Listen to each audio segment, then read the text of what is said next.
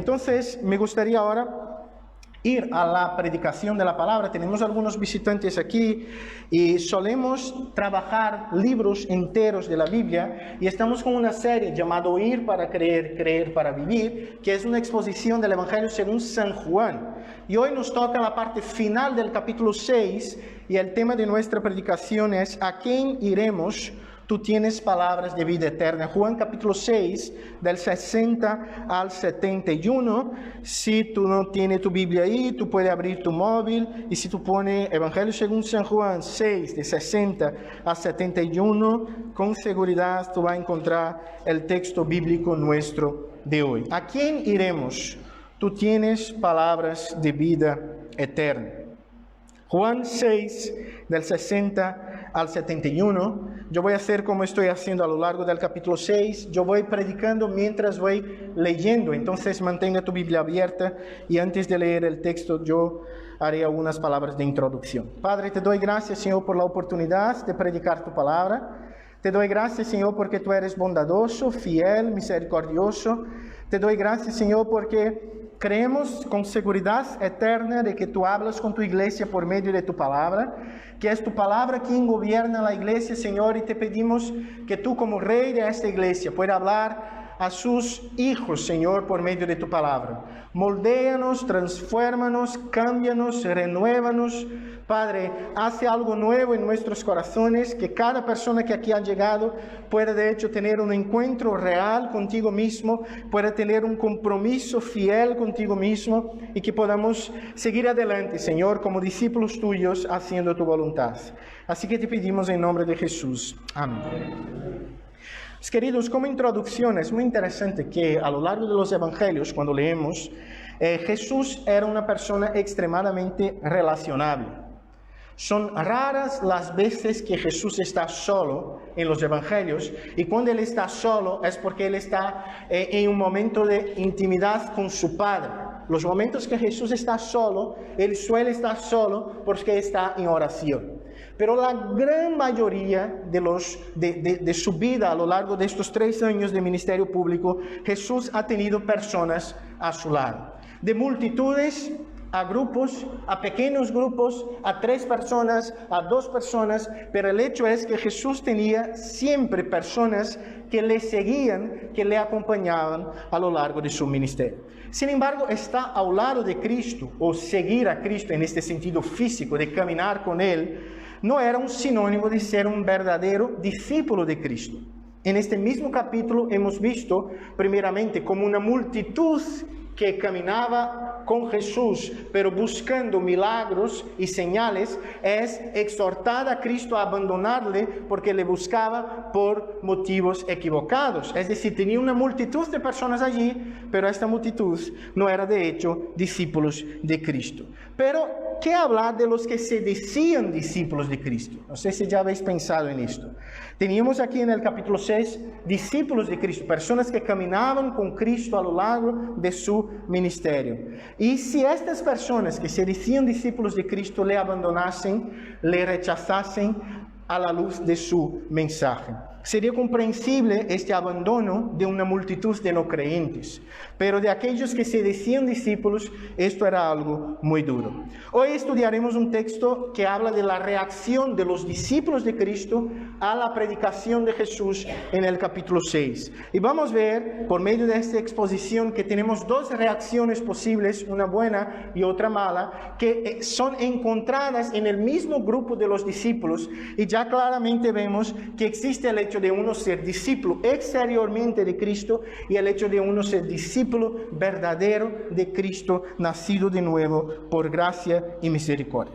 Para que comprendamos el contexto del capítulo 6, tenemos aquí parte de la congregación que no nos acompañaba en las predicaciones anteriores. El capítulo 6 del Evangelio según San Juan, háblanos primeramente de un milagro. Jesús va y empieza a enseñar una multitud, dice el texto bíblico, de más de 5,000 varones quitando todavía las mujeres y los niños, o sea, era un número mucho más grande. Y al final del día, Jesús tiene que dar de comer a esta multitud.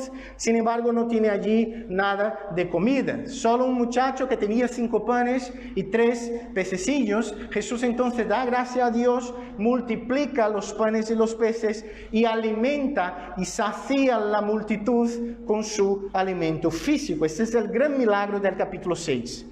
Sin embargo, los discípulos no habían comprendido la enseñanza de Cristo, que era el hecho de que Él es más grande que nuestros problemas. Entonces Jesús les pone en una barca en el medio del mar de Galilea, viene una tormenta, estos hombres, pescadores, expertos, se quedan muriendo de miedo porque no saben lo que hacer. Entonces Jesús viene caminando sobre las aguas, declarando así su autoridad una vez más sobre los problemas que afligían, que atormentaban sus discípulos. Estas cosas despertó la atención de la multitud. Esta multitud que fue saciada con la multiplicación de los panes y de los peces, empieza a buscar a Jesús.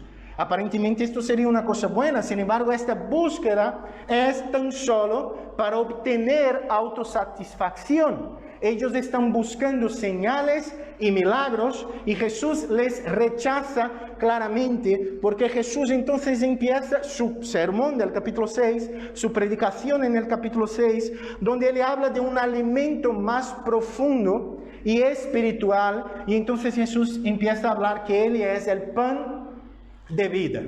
Y Él declara que Él es el pan de vida, que es más grande que el maná del Antiguo Testamento, que Él es el pan de vida, que el hombre al comer de este pan tendrá vida y vida eterna. Él declara en su predicación que el pan es de hecho un símbolo de su propio cuerpo, que sería colgado en una cruz por amor de los suyos, y que participar, comer, tiene que ver con tener fe y tener compromiso con Cristo, y todos aquellos que participan, se identifican con Cristo, tiene vida y vida eterna. Esta fue la predicación.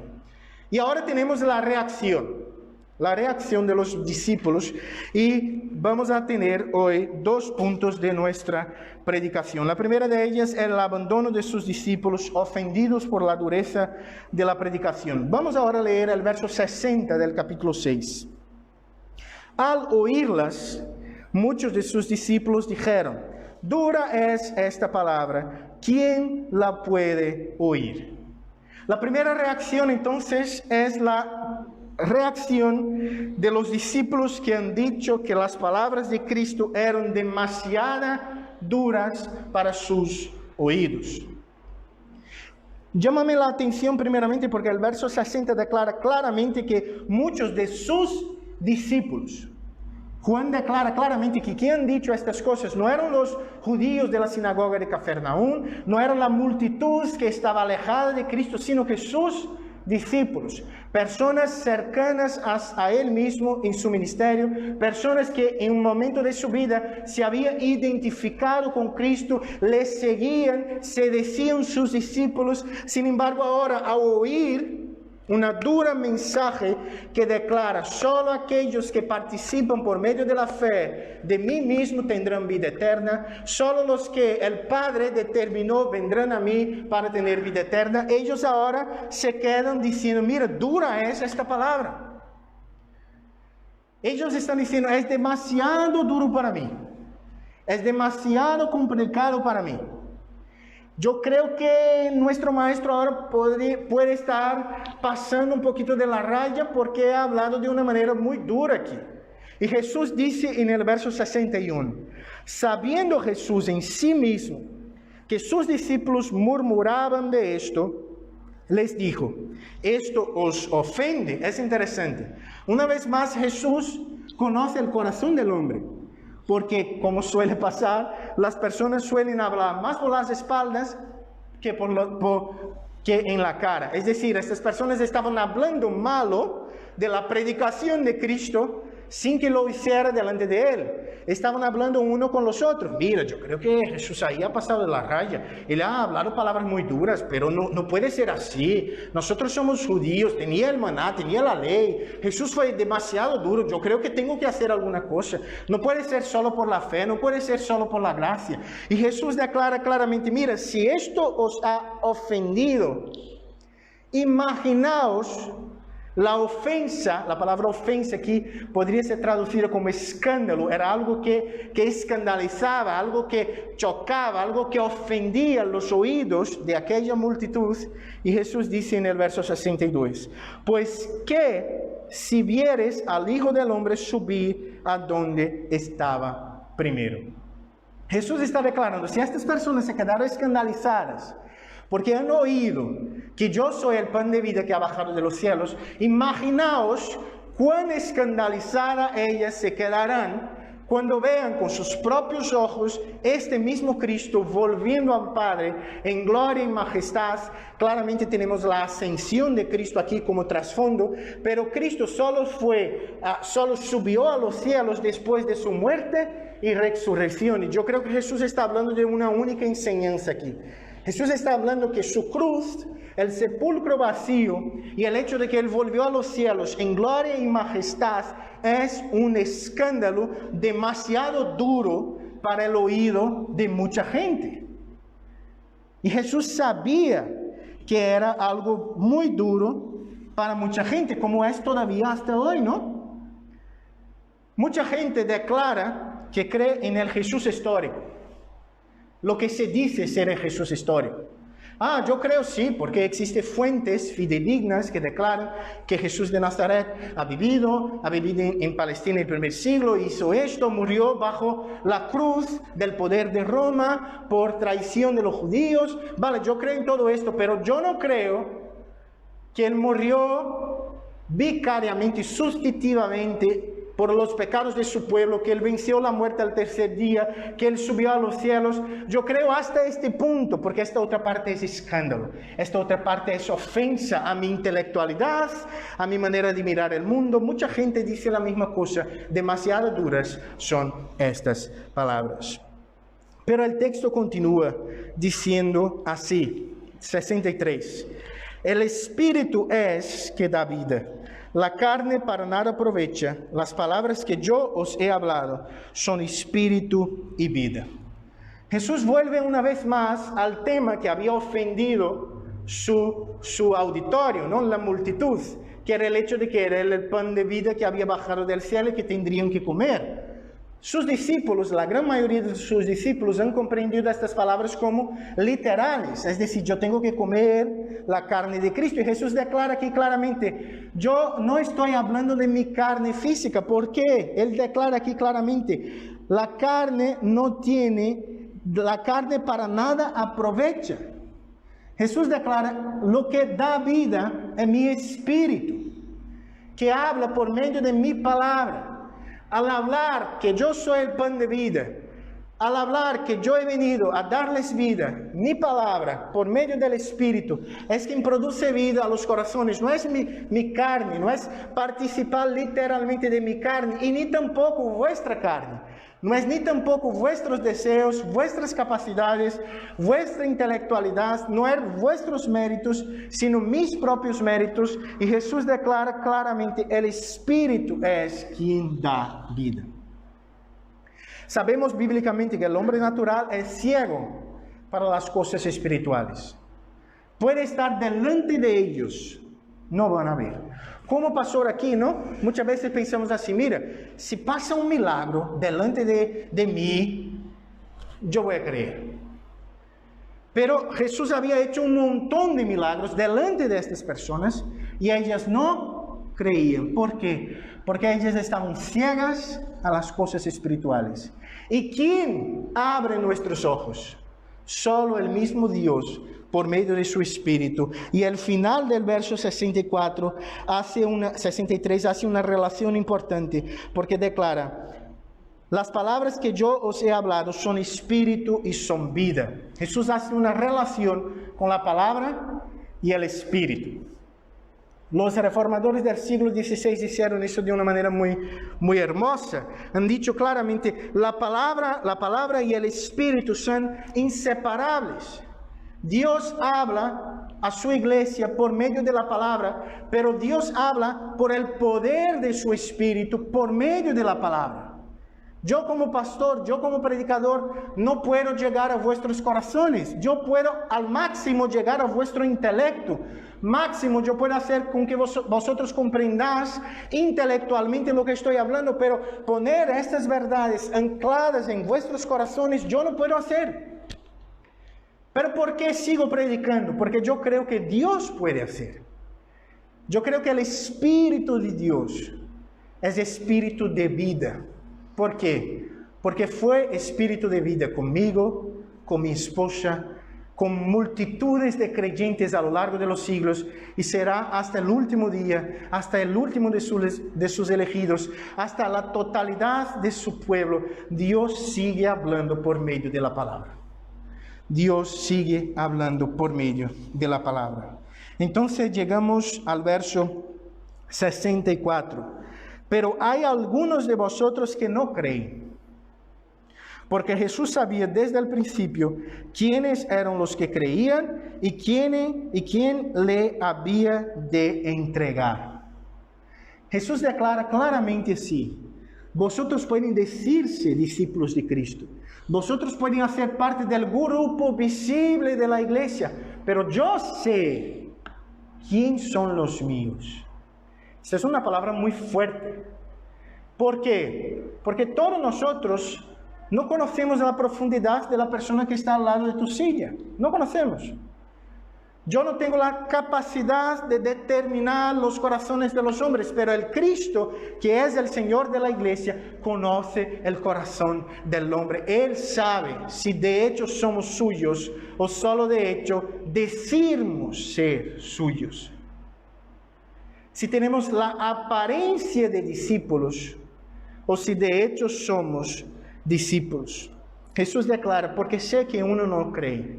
Y Jesús declara: sé que quién va a entregarme. Esto es duro. Judas, vamos a hablar de Judas en un rato, era de los 12, era del grupo más cercano. Y siempre Jesús supe quién era aquel que iba a traicionarlo.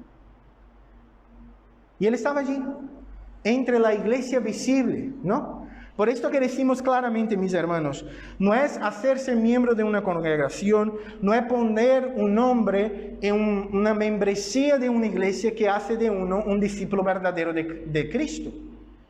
No. Podemos hacer parte del mundo visible. Si no lo hacemos en nuestros corazones, estamos equivocados. Y estamos equivocándonos a nosotros mismos. Y entonces Jesús declara el verso 65 y 66. Y dijo: por esto os he dicho, ninguno puede venir a mí si no le fuere dado por el Padre. Jesús tranquiliza su corazón diciendo: yo sé que vosotros no creéis, porque mi Padre no despertó todavía vuestros corazones. Porque si mi Padre así lo hace, vosotros vendrán a mí. Y entonces Jesús hace algo en el verso 66. El verso 66 es una declaración muy dura, porque el texto declara: desde entonces, mira, muchos de sus discípulos volvieron atrás y no andaban con él. Jesús fue abandonado por aquellos que se decían suyos por la dureza de sus palabras. Hoy en día esto sería algo incomprensible, más todavía. Vivimos en un periodo del políticamente correcto, donde cualquier cosa que yo discuerde de usted es como una ofensa personal. No. Jesús habló claramente la verdad, y la verdad ofende, la verdad separa, la verdad es dura. Y la dureza de la verdad hizo con que muchos, mira el texto, muchos de sus discípulos, y claramente los discípulos aquí eran aquellos que no eran de corazón, sino lo eran exteriormente, hicieron ¿qué? Volvieron atrás. La expresión griega aquí para volvieron atrás indica que volvieron a sus antiguas vidas, a sus antiguas creencias, a su antigua manera de vivir el mundo. ¿Cuántos de nosotros no conocemos personas que en un momento de su vida aparentaban ser muy fieles al Señor, muy activas en el reino, servían, predicaban, oraban, hacían un montón de cosas, eran fieles al Señor aparentemente, pero en un momento de su vida, delante de una crisis, delante de un problema, delante de una complicación, delante de una enseñanza dura, vuelve a su antigua vida. Da las espaldas a Cristo. ¿Es esto lo que pasó aquí? El abandono de sus discípulos. Jesús sabe lo que es ser abandonado y Jesús sabe lo que es ser abandonado y rechazado por los suyos. Por los suyos. Algunas implicaciones de este primer punto. ¿Qué son las implicaciones? Siempre intentamos poner en práctica un punto de la enseñanza que estamos trabajando. Entonces, algunas implicaciones. Primeramente, a la semejanza de los discípulos en este pasaje, muchos hoy en día clasifican las palabras de Cristo de muy duras. ¿No? En medio a una generación del políticamente correcto, donde cualquier tipo de corrección o mismo de discordancia es comprendida, es vista como falta de amor e instantáneamente clasificado como una expresión opresora de la iglesia necesita recordar que debemos ser fieles a la palabra, por más dura que sea la palabra. ¿Por qué? Todos los que son padres aquí, ¿cuántas veces vosotros como padres han tenido que hablar de una manera dura a sus hijos por amor? ¿Cuántos? Pensad si vosotros todas las veces de su vida solo hablara con su niño sin hablar cosas duras, solo haciendo su voluntad, solo de una manera muy hermosa, solo tranquilita. ¿Qué niño tú irías a poner en la sociedad? Un muy problemático. Pero como padres sabemos que la exhortación, que hablar de una manera dura a veces es el medio de llamar la atención para la verdad, para corrección en amor. Lo mismo es la palabra, queridos. Si yo viniera a esta iglesia todos los domingos, subiera a este púlpito y solo hablara cosas que le gustar a su corazón, yo sería un mentiroso. Y estaría negociando la verdad del Evangelio. Y estaría te llevando felizmente y gozosamente a la condenación, pero tú estarías muy bien. Porque yo estaría diciendo domingo tras domingo, tú eres la mejor persona, tú no tienes que cambiar en nada, el pecado es una tontería que está en tu cabeza. Mira, tú puedes tener tu vida de la manera como quieres, así no da igual. No, pero debemos ser fieles a la predicación. No podemos y ni debemos amenizar la palabra de Cristo para adecuarlo a nuestra generación. Esto sería sacrificar el Evangelio. El Evangelio es precioso en demasiado para que sacrifiquemos su mensaje. Si abrimos manos del Evangelio, no somos más iglesia. Si abrimos manos del Evangelio, somos cualquier cosa, una asociación, un grupo social, un grupo de personas que se reúnen para hacer lo que sea, pero iglesia no lo somos. Porque la iglesia de Cristo está bajo el gobierno de la palabra y debemos predicar la palabra. El escándalo del mensaje que predicamos es sin duda la cruz y el sepulcro vacío. Esto es locura. La Biblia dice, es interesante, Pablo escribiendo a los Corintios dice, pues la predicación de la cruz es locura para los gentiles y escándalo para los judíos. Pablo está diciendo, la mensaje del Evangelio ofende, la mensaje del Evangelio es dura, el mensaje del Evangelio es algo difícil. ¿Por qué? Porque solo puedo decir que Cristo ha venido a salvarte si yo declaro que Cristo ha venido a salvarte porque tú estabas perdido. Es lógico, ¿no? Uno solo es salvo si está, ¿qué? Condenado. Se está perdido. Entonces el mensaje del Evangelio primeramente nos humilla para que así podamos contemplar de nuestra incapacidad, de nuestra debilidad, la capacidad de Cristo, la fuerza de Cristo, la grandeza de nuestro Salvador, depositando en Él toda nuestra esperanza de salvación. Las palabras de Cristo, toda la Escritura son espíritu y vida.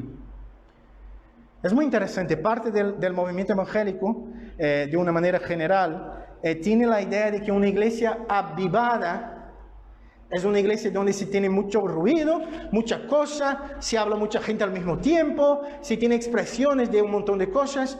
Vale, es una manera de comprender, pero yo creo que una iglesia firme, una iglesia avivada, es una iglesia que ama la palabra, predica la palabra día tras día, domingo tras domingo, en el poder del Espíritu, porque creemos que las palabras de Cristo son Espíritu y vida. Si yo no creyera de esta manera, en vano sería predicar. En vano sería subir a este púlpito todos los domingos a decir la palabra.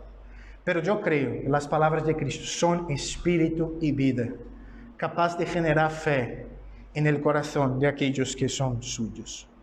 Muchos hoy en día, la última implicación de esta primera parte, muchos hoy en día abandonan a Cristo y vuelven a sus antiguas vidas, ante la dureza de la predicación de nuestro amado Maestro. Muchos no aceptan su enseñanza, diciendo que son muy anticuadas, duras. Estos eran discípulos por conveniencia y no por amor y fe. Ellos amaban a Cristo hasta el momento que Cristo habló algo que les ofendió. ¿Cuántas veces no tenemos exactamente esto hoy en día? Personas que se dicen discípulos, que dicen amar a Cristo hasta el momento que Cristo está diciendo solo cosas buenas a él. Tú eres un vencedor, tú eres un campeón, tú vas a tener salud, tú vas a tener un montón de cosas. Es esto, cuando Cristo dice, tú tienes que arrepentirse, tú tienes que abandonar tu pecado, tú tienes que llevar tu cruz. No, esto yo no quiero. Es duro demasiado. Yo quiero solo la parte buena. Y yo te digo una cosa, todo es bueno. Porque solo amaremos a Cristo cuando comprendamos nuestro pecado, cuando nos arrepentimos verdaderamente, cuando aprendemos a amar la cruz, nuestra vergüenza y gozo, para la gloria de aquel que nos llamó. El verdadero discípulo no busca cambiar la voz de su Señor para adaptarla a sus gustos personales, sino que busca cambiar sus gustos personales para adaptarse a la voz de su buen pastor. Quien debe cambiar es la iglesia y nunca la palabra. Quien debe cambiar es la iglesia y nunca la palabra. Si alguien está equivocado, somos nosotros y no Cristo.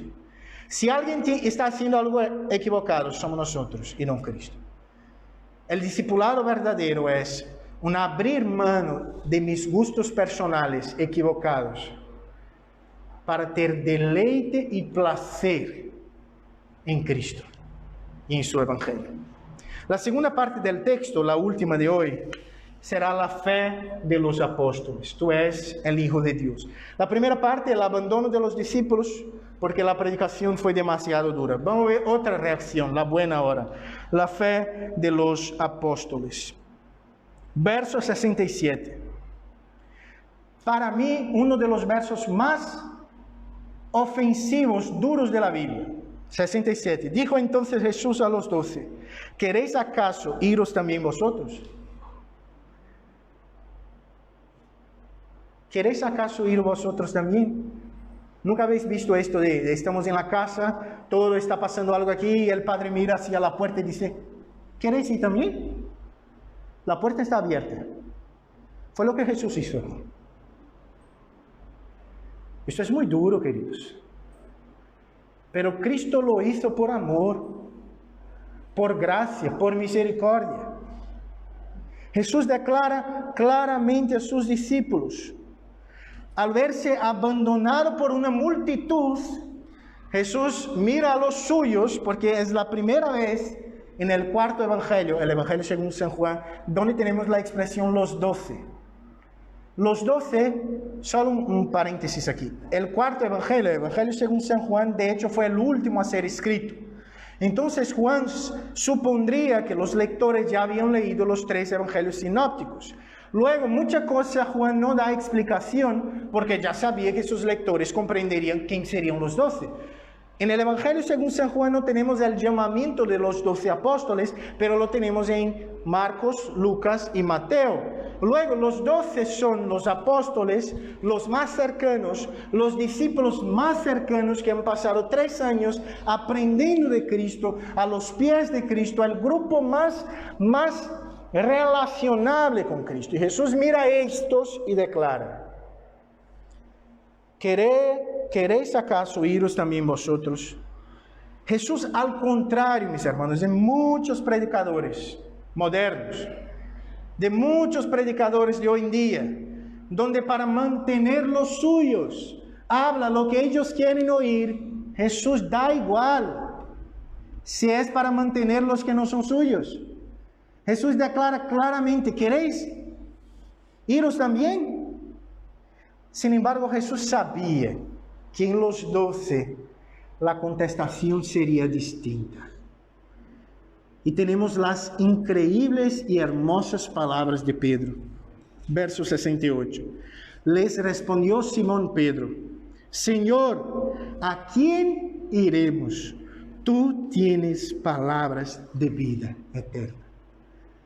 Pedro dijo así, y Pedro habló aquí en nombre del colegio apostólico. Pedro habló aquí en nombre del grupo, claramente exceptuando Judas, como el propio texto va a decir después. Pero Pedro habla en el plural. Pedro habla en nombre de la comunidad. Pedro habla en nombre de los discípulos más cercanos. Pedro dice así: ¿a quién iremos? Tú tienes las palabras de vida eterna. Pedro está diciendo: no tiene ninguna persona mejor, ninguna enseñanza mejor, ningún sitio mejor para estar que no sea a tu lado, oyendo tu voz, sino tu discípulo, porque tú tienes palabras de vida eterna. Tú tienes palabras de vida eterna. Las palabras de Pedro son completamente contrarias a la contestación de los discípulos en la parte inicial del texto. Ellos abandonan delante de la dureza. Pedro se aferra delante de la dureza. Ellos rechazan a causa de la dureza. Pedro se lanza a los brazos de Cristo por la misma dureza. Y aquí tengo algo que para mí como pastor, como predicador, es muy importante. Muchas veces la misma predicación va a hacer con que unos rechacen y otros corran hacia Cristo y se lancen a sus brazos y digan: ¿a quién iremos? Tú tienes las palabras de vida eterna. Pedro llegó a la conclusión, conducido por el Espíritu, de que solo Jesús es capaz de salvarnos. No era su moralidad, no eran sus méritos, no eran sus obras, no era lo que ellos habían hecho, iban a hacer o harían durante toda su vida. Era Cristo y solo Cristo. Y por causa de Cristo, entonces Pedro declara: ¿a quién iremos? Si solo tú tienes las palabras de vida eterna. Y Pedro continúa: le respondió Simón Pedro: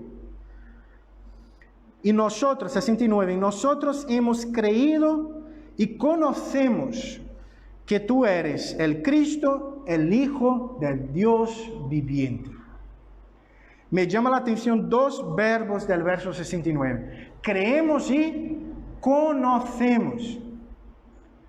Pedro está diciendo: la confesión del verso 68 no es solo de labios, no es solo de mi boca. No estoy diciendo porque quiero quedarme bien delante de ti, mi maestro, pero yo creo y conozco, creemos y conocemos que tú eres el Hijo de Dios, el Cristo prometido en el Antiguo Testamento. Qué declaración hermosa y qué declaración que cambiaría la vida de estas personas.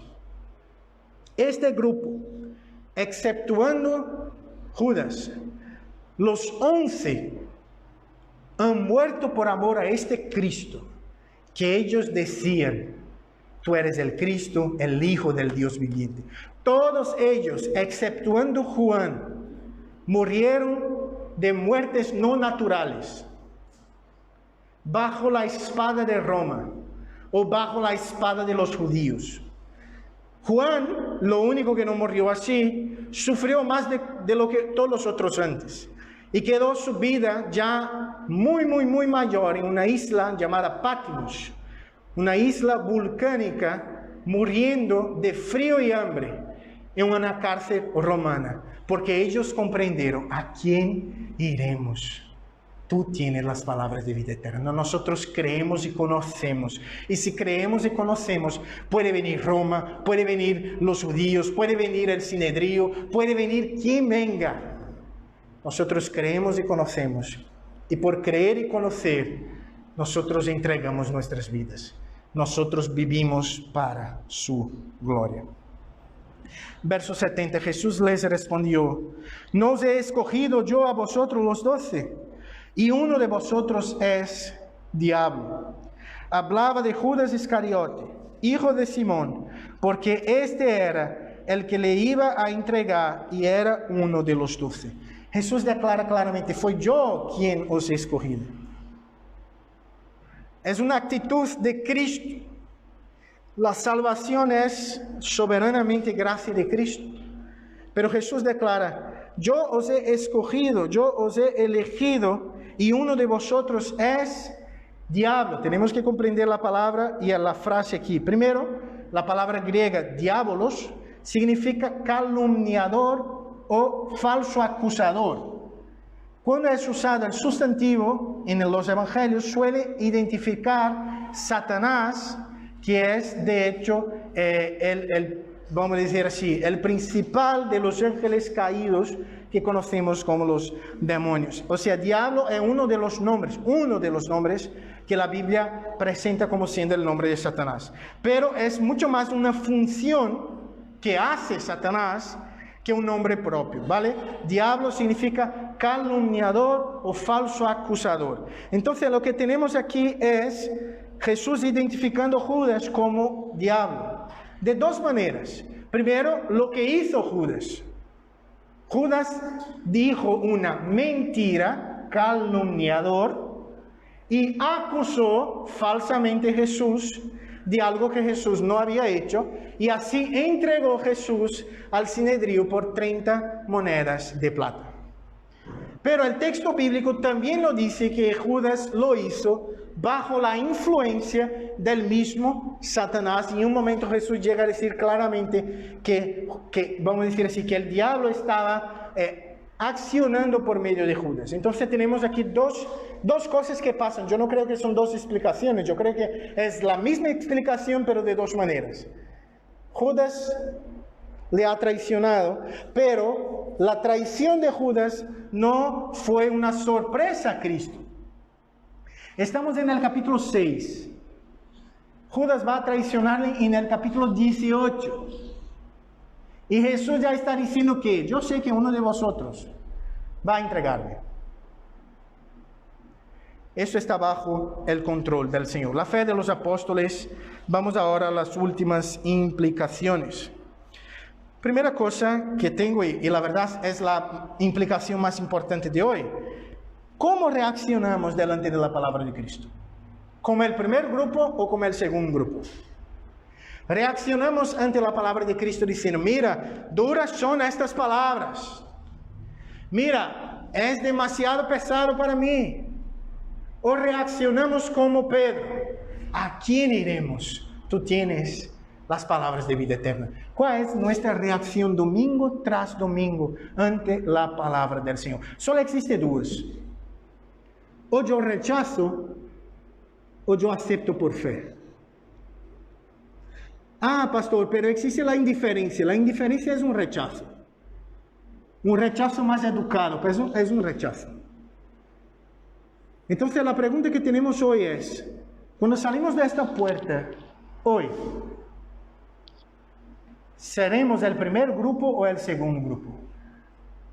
¿Estaremos diciendo en nuestros corazones: duras son estas palabras? ¿O estaremos diciendo en nuestros corazones: ¿a quién iremos nosotros? Tú tienes palabras de vida eterna. La conclusión de Pedro debe ser también la de cada uno de los verdaderos discípulos de Cristo. No tenemos mejor lugar para irnos No tenemos nadie mejor a quien buscarnos. Solo Cristo es nuestra esperanza. Solo Él puede salvarme. Solo es el Santo de Dios, el Hijo de Dios, el Cristo de Dios. Ese es el resumen más básico del cristianismo. Pero tal confesión no puede ser solo de boca. Tiene que ser de creer y conocer. Creer y conocer. A mí me encanta la expresión ¿a quién iremos? La verdad es una expresión que encontramos en la boca del rey David también en los Salmos. Y la expresión ¿a quién iremos? Declara algo que el mundo no comprende hoy en día.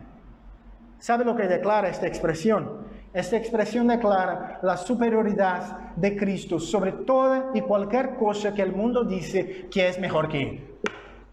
Es una declaración de que no son los placeres carnales, que no es el sexo, las drogas, el alcohol, la vida de mucha pasta, el tener los cargos públicos, el tener el poder, al ser el mejor doctor, a tener la mejor graduación del mundo, a sacar los mejores títulos del mundo. Tú puedes buscar toda tu vida ahí fuera y tú no vas a encontrar nadie mejor que Cristo. ¿A quién iremos nosotros? ¿A quién iremos nosotros? Algunas personas que se encuentran con Cristo, son encontradas por Cristo ya en una parte posterior de su vida, ya en la mayoría de edad, ya como un anciano, puede decir claramente, yo he buscado en todos los sitios, pero solo en Cristo yo he encontrado algo que ha dado placer, plenitud y saciedad a mi corazón. Tenemos jóvenes aquí. A los jóvenes es dicho todos los días, disfruta la vida. Pues yo te digo, la mejor manera de tú disfrutar tu vida es al lado de Cristo. ¿Por qué? Porque no existe nada mejor. No existe nada mejor. Todas las otras cosas cambian. Una hora tú tienes pasta, otra hora tú no tienes pasta. Una hora tú tienes todo el vigor de tu edad, de tu juventud, y en unos años tú te verás anciano. Hoy tú puedes tener todas las mujeres del mundo, pero llegará el día que tú no vas a tener nadie. Y yo te digo una cosa, el único que puede estar contigo hoy, mañana, después, que nunca va a abandonarte, que nunca va a cambiar, que su amor no va a cambiar esto, una coma, es Cristo. Que podamos estar en Él. La confesión de Pedro no es una confesión vacía, es decir, solo de boca. Muchos hoy confiesan a Cristo con sus labios, pero les niegan con sus vidas. Entonces, permítame ser duro porque la palabra sí lo es. No es venir a la iglesia. No es tener apariencia de piedad. No es tener apariencia de cristianismo. No es tener la apariencia de discípulo. Es ser discípulo. Es creer en Cristo. Es depender de Cristo. Es tener vida en Cristo. Cristo tiene la historia de la salvación en sus manos. Jesús está bajo control. Jesús sabe quién son los suyos y quién no lo son. Él sabía hasta mismo que Judas iría a traicionarle. No se cogió de sorpresa. Este es el Señor soberano de la salvación. Entonces, queridos, hoy hemos aprendido dos reacciones delante de un mismo mensaje. La primera reacción, el abandono de los discípulos a causa de la dureza de la predicación. Y la segunda reacción, la fe de los apóstoles. ¿A quién iremos nosotros? Tú tienes las palabras de vida eterna. Mi deseo como pastor es que podamos ser el segundo grupo. Mi deseo como predicador es que Dios despierte nuestros corazones para ser el segundo grupo. Aquellos que comprenden que no existe nada mejor que ser amigo de Cristo, que estar en Cristo, tener su vida cambiada por Cristo. Que el Señor gobierne su iglesia por medio de su palabra. Vamos a orar. Padre, te doy gracias por tu palabra, te doy gracias por el privilegio, Señor, de exponerla en esta mañana. Padre, te pido, Señor, despierta a tu pueblo. Anímanos por tu palabra.